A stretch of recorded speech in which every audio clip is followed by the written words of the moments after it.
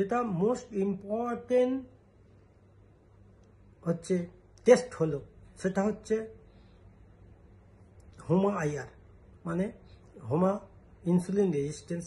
যে আমাদের সেলের মধ্যে কি বলেছি, যে সেলের মধ্যে আস্তে আস্তে আস্তে আস্তে ফ্যাট জমতে জমতে সেলটা ভর্তি হয়ে যায়, তখন আমাদের যে ইনসুলিন সেটা সেলের মধ্যে ঢুকে এটিপি তৈরি করবে, যেটা সেটা ঢুকতে বাধা পায়।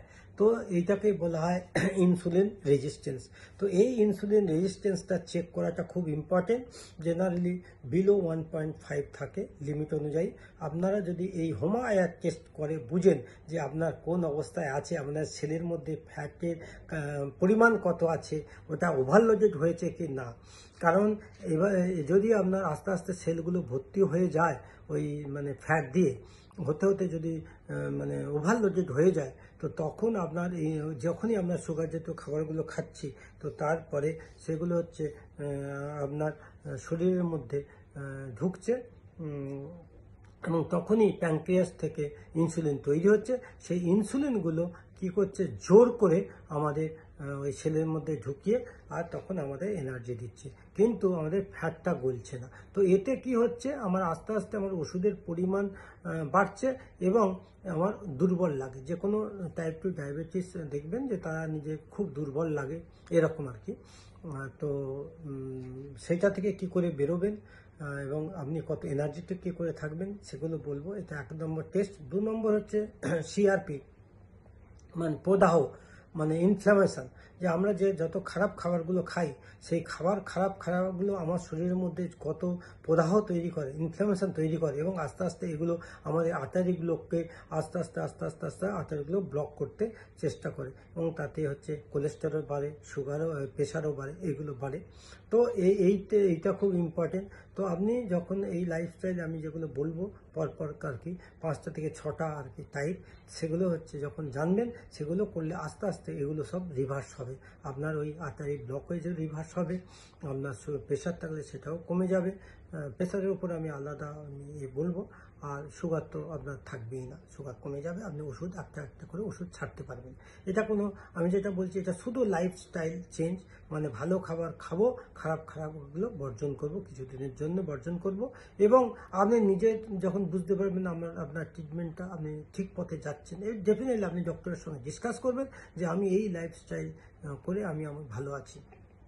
কারণ আমি সব কন্টিনিউয়াসলি ডক্টরের অ্যাডভাইস আমি নিই, এবং ডক্টর আমার লেটেস্ট যেটা আমি ডক্টরের কাছে গিয়েও আমি অনেকগুলো ডক্টরের সঙ্গে বলেছি, ওনারা বলেছেন আপনি একদম পারফেক্ট ওয়েতে যাচ্ছেন, this is the main treatment.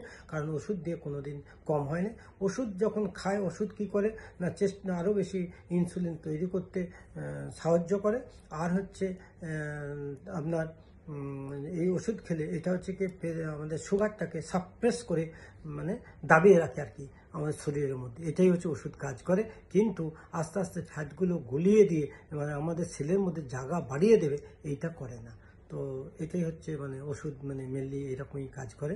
এবং এই করতে করতে আস্তে আস্তে আস্তে আস্তে তখন ওষুধ 1টা থেকে 2টো, 2টো থেকে 3টে বাড়তে তখন যখন আর আমাদের প্যানক্রিয়াস থেকে যে ইনসুলিন তৈরি হয় সেটা তখন হচ্ছে আর প্যানক্রিয়াস টায়ার্ড হয়ে যায়, তখন বন্ধ হয়ে যায়, কমে যায়। তারপরে ডক্টররা কী করে, ইনসুলিন দিতে বলে যে এবার ইনসুলিন নিতে হবে, আপনারা ইনসুলিন হয় না। তো এই হচ্ছে আপনার ট্রিটমেন্টে আমরা চলতে থাকি, এবং আস্তে আস্তে আমাদের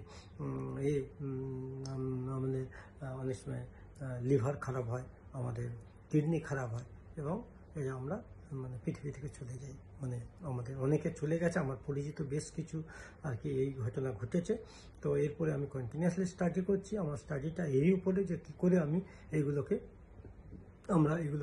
মানে থেকে আমি বাঁচতে পারবো, বা আমরা কী করে ভালো থাকবো এতে। তো এটা 1 নম্বর টেস্ট। এর পরের টেস্ট হচ্ছে সি পেপটাইড, মানে আপনার শরীরে কতটা ইনসুলিন তৈরি হয় কি না সেটা দেখতে হয়, যে আমার ইনসুলিন তৈরি হচ্ছে কি না হচ্ছে। কারণ না করেও অনেক সময় টেস্ট করে, অনেক সময় ডাক্তাররা দেখেছি যে ওনারা এইটা টেস্ট না করে ইনসুলিন আপনি পুশ করে। তো আমার শরীরে যদি ইনসুলিন তৈরি হয়, তো সেটা আমাদের দেখা খুব দরকার। এছাড়া ব্লাডের দুটো আমরা পিপি সুগার করি, মানে একটা হচ্ছে ফাস্টিং সুগার, পিপি সুগার। কিন্তু ফাস্টিং ইনসুলিন আর বা পিপি ইনসুলিন আমরা টেস্ট করি না। এটা খুব ইম্পর্টেন্ট যে আমার ইনসুলিন, আমার যখন আমি ফাস্টিং সুগার আমার কত আছে, কন্ট্রোলের মধ্যে আছে কিনা, বা আমার ইনসুলিনটাও ঠিকমতো আছে কিনা, এবং পিপিও তাই আর কি, মানে খাওয়ার 2 ঘন্টা পরে সেটাও টেস্ট করা খুব ইম্পর্টেন্ট আছে। আর একটা হচ্ছে ভিটামিন ডি, যে ভিটামিন ডিটা হচ্ছে মোস্ট ইম্পর্টেন্ট হচ্ছে আমাদের বডির জন্যে, কারণ এটা আমাদের ইমিউনিটি পাওয়ার বাড়ায় এবং আমাদের সমস্ত হরমোনাল যেগুলো আমাদের ঠিক করে আমাদের শরীরে, যেগুলো ইম্পর্টেন্ট। এরপরে আমি আরও ডিটেলসের সাথে বলবো, আমি জাস্ট এইগুলো বললাম। তো এই টেস্টটা হচ্ছে সবই ইম্পর্টেন্ট, বাকি যেটা লিপিড প্রোফাইল বা করে সেগুলো তো আছে, বাট এইটা হচ্ছে মোস্ট ইম্পর্টেন্ট, যে আপনার ভিটামিন ডি যেন ঠিক থাকে, মানে আপনার ইমিউনিটি পাওয়ার যেন ঠিক থাকে, প্লাস আপনার শরীরে ঠিকমতো ইনসুলিন তৈরি হচ্ছে কি না হচ্ছে জানা দরকার, এবং আপনার সেলে খালি জায়গা আছে কি না, এটা খুব ইম্পর্টেন্ট। তো এরপরে মানে ভিডিওতে আরও আমি ডিটেলসে বলছি, আমার সঙ্গে থাকুন এবং এটা সাবস্ক্রাইব করুন। আমার যত আমি এর উপরে যা বলবো সেগুলো আপনারা শুনতে পাবেন। এবং সবচেয়ে একটা জিনিস মাথায় রাখবেন, এটা আমার কোনো নয়, আমি আমার জীবনের উপর অ্যাপ্লাই করেছি, করে আমি ভালো আছি, এবং আমি চাই বহু মানুষকে ভালো যাতে করতে পারি। কারণ আজকের দিনে আমাদের পৃথিবীতে কয়েক হাজার হাজার কোটি কোটি লোক হচ্ছে এই ডায়াবেটিসে আক্রান্ত, এবং তারা আস্তে আস্তে তাদের অনেক অর্গান খারাপ হয়ে পৃথিবী থেকে চলেও গেছে বা খারাপ অবস্থায় আছে। তো তাদেরকে যদি আমি একটু ভালো কিছু করতে পারি, তো সেই জন্যই আমার এই ভিডিও। ওকে, নমস্কার, ভালো থাকবেন।